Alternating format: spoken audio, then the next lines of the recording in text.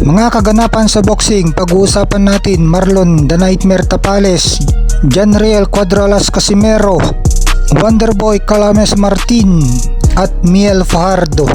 Unahin natin mga lods, Marlon The Nightmare Tapales, palag daw kay Janriel Casimero. Sinagot nga ni former Unified Super Bantamweight Champion Marlon The Nightmare Tapales ang isang nagkomento sa kanyang live na habang nagsasanay siya.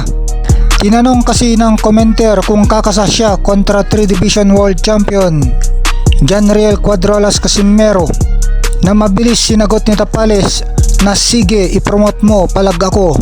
Mabilis ang tugon ni Tapales kaya mukhang gustong gusto niya na makalaban si Casimero.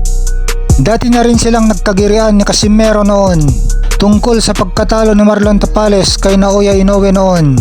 Si Marlon Tapales ay pinopromote ng MP Promotions, na dating promotion din ni Janriel Casimero.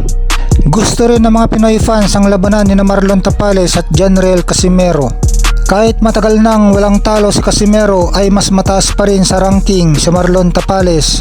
Samantala, nagsalita na si former 3 Division World Champion Janriel Casimero patungkol sa kumakalat na fight rumor kamakailan lamang kontra Puerto Rican Abimael Ortiz. Ayon kay Casimero na hindi totoo ang balitang yon, ni hindi niya daw kilala yung boxer na yon at hindi siya lumalaban sa hindi kilala.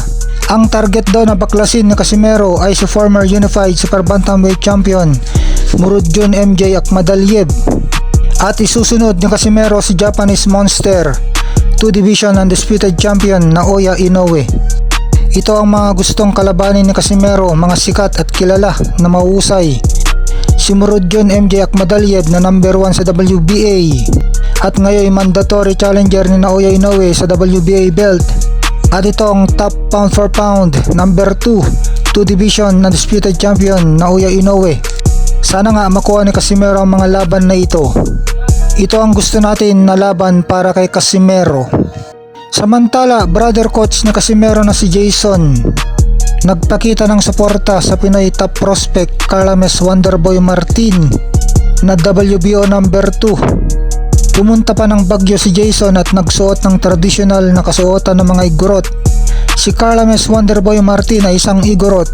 Nagpost naman si Janriel Casimero ng suporta sa Team Martin. Mukhang gusto nang makipagbati ang magkapatid ng Casimero kay Calames Martin. Kamakailan lang ay nagkaroon sila ng serye ng bangayan, itong dalawang sikat sa Pilipinas na Pinoy na boksingero. Samantala, kasalukuyang nasa Bangkok, Thailand ngayon ang ating kababayan na si Miel Fajardo. Nag-aanda siya para sa nalalapit niyang laban. Dadayo siya sa Tanzania sa December 26 ang kanilang laban kontra Makhanja Johanna na taga Tanzania. Paglalabanan nila ang bakanteng WBO Global Flyweight title. Masarap din panoorin itong si Miel Silent Assassin Fajardo. May record dito na fastest knockout. 14 seconds lang niya tinapos ang kanyang kalaban. May record siya na 11 wins with 10 knockouts at 2 talo. Maraming Pinoy ang sumusubaybay dito sa karera ni Miel Silent Assassin Fajardo dahil sa taglay nitong lakas at parang hayok na tigre na lumapa sa kanyang kalaban. Ang makakalaban naman niya na taga Tanzania na si Makhanja Johanna ay may record na 18 wins with 13 knockout. May 6 na talo na ito. Kaya umaasa tayo na magandang ipapakita ni Miel Silent Assassin Fajardo sa laban na ito. Guys, hindi na kami Team Casimero, Team Martin na. Martin kami.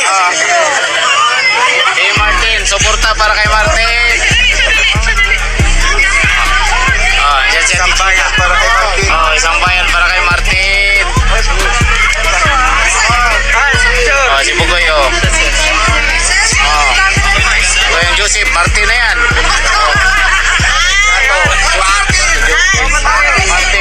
Martin. Wala na si Catrolas. Wala na. Martin na. Ayan o, si Espreto, Martin, nakasupunta na kay Martin. Sa Baguio pa naman yung Casimero, malakas ang Martin. Oh. Martin, oh. Si Bugoy, Martin, si Bugoy.